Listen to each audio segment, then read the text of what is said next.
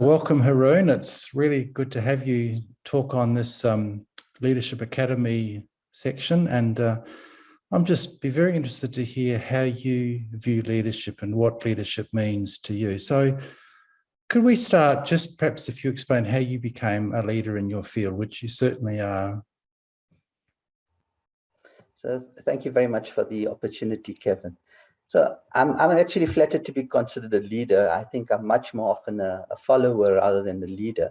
But where I have assumed leadership roles is I think I've more often been thrust into this role by colleagues rather than actively seeking to lead.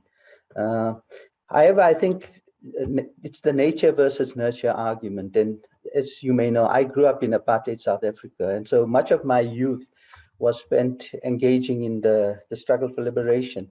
And so this exposed me to many opportunities to view community leaders in action and to nurture my own leadership skills.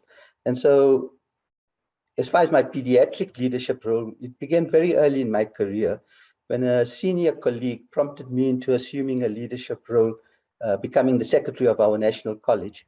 And he recognized in me someone with energy, enthusiasm, and ideas. And that was the springboard for my future leadership role. And so I intend to pay back that favor.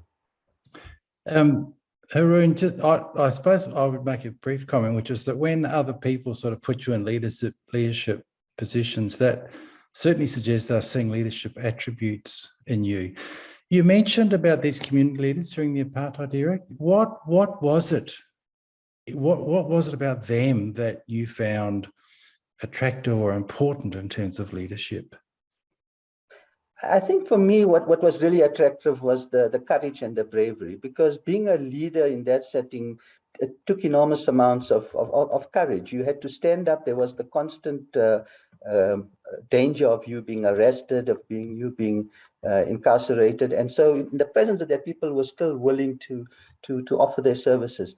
In the medical field, we had people who were willing to offer their services to poor communities. When I was at medical school, we were encouraged to go to these poor communities, not by our formal education, but people who were part of the political organization, setting up people's clinics in farm areas and in peri-urban areas, and watching those people devoting their Saturdays, Sundays. These were medically qualified people, but they were alternate models to my own clinical instructors.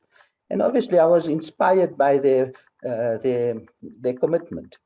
But as I said, it was also their courage. So tell me the principles then that guide you and shape you as a leader. I think you've touched on a couple of them. Yeah. So I think my favorite type of leader is the servant leader. And the servant leader really approaches situations and organizations from the perspective of a servant first. Looking to lend their presence to answer the needs of organizations and others. And so it really is, that kind of leadership comes from a commitment to service. And I think, as I mentioned, that's because that's where my background is. And a lot of servant leadership is sharing power with others and encouraging the development and growth of others. And so I think that's the kind of leadership I value. People who are going out there, not just inspiring others, but showing the way themselves. Yeah, sharing power with others. That's an interesting concept and pretty important. And I see that actually in you. It's not trying to hog or steal the limelight, is it? It's actually facilitating others too, because actually it makes you a stronger leader as well in that process. I agree. So have there been some barriers for you in terms of your leadership roles? And if there have been, how have you overcome those barriers? Yeah, so most of the barriers are within the space I'm working in a work environment. So I think that's the one I want to perhaps reflect on. So in the local setting, I often work in environments that reward political or organizational affiliation and loyalty before merit. And I find that very difficult. As I said, there's a history to South Africa, and I can understand why that is. But I think I have remained true to my ideals, and I speak truth to power, even sometimes at the risk of personal disadvantage.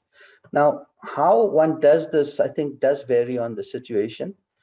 for me, sometimes truth needs to be presented bluntly, and other times all kinds of diplomacy skills and the art of evidence persuasion.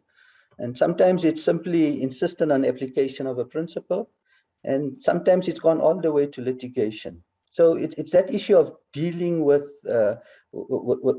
power, which may be political or otherwise, and trying to convince. I think a second barrier that I want to leadership in my setting is the issue of, I work in an environment that I say a culture that actually favors inertia. And so individuals who want more, who stand out and move forward are often frowned upon because they view to create work and work for others and make others look bad. And so again, my response there is to encourage and support these type of individuals, these go-getting individuals in their endeavors, because these diamonds, what I offer, must be distinguished from the coal and allowed to sparkle. And so again, that's one of the barriers that I encounter frequently and try to engage with. It's amazing, isn't it, that inertia is sometimes the dominant cultural narrative. And if you try and push for new things or reform or developments, you actually get sidelined. So it's a real challenge as to how you can move things forward when you see opportunity and challenge and yet not end up being sidelined. So have you got an advice, Haroon, for people about how they navigate that really difficult tension between being in inertia and being sort of a yes person in the culture, but also being somebody who can stand out and get things done? How do you do it? Yeah, that's a difficult one. As I said, in that kind of environment, it's easier just to then merge with everybody else. I suppose from a leader perspective, it's recognizing people. It's telling them, I notice you, I see that you are different, and I admire what you're doing. And I think it's encouragement really that often works, because there's not much more you can offer.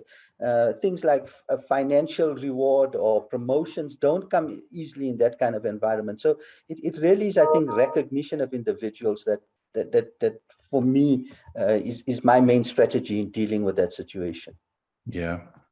Well, look, that's great, Haroon. So can I ask you, for people perhaps watching this who are aspiring to leadership or have got some leadership potential, what advice would you give them? Younger paediatric leaders who really want to make a difference, what would you say to them? So I think I've perhaps got only one piece of advice, and that's never say no. There's countless books out there that advise on how you should learn to say no, and you have to maintain your sanity by maintaining the life and work balance.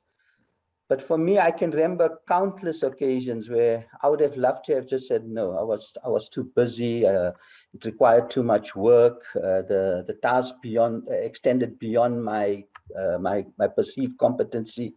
Others could do it better, and yet I took on the task. And so, more often than not, the prize was definitely worth the price. So just say yes. Yeah, well, there's a challenge for everybody. There's a challenge for everybody.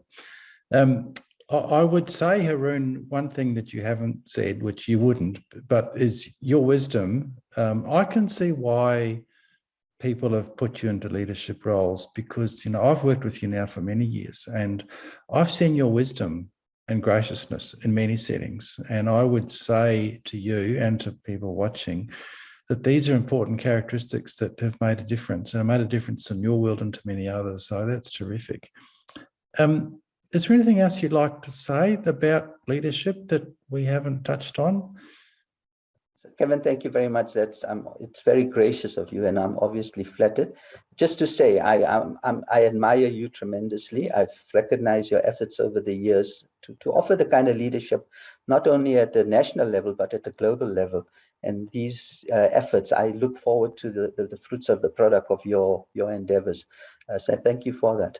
I suppose, as one last parting shot, my leadership dictum is a statement. I think it was Truman who said it, and it goes like, it's amazing what you can achieve if you don't care who gets the credit. And I think that would be my parting shot. That's the kind of philosophy I've lived by, and I think it certainly has served me well.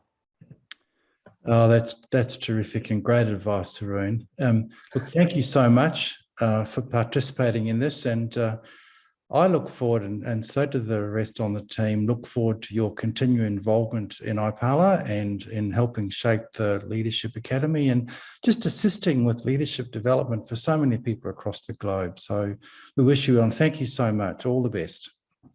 Bye for now. Thank you very much, and good luck with the endeavor.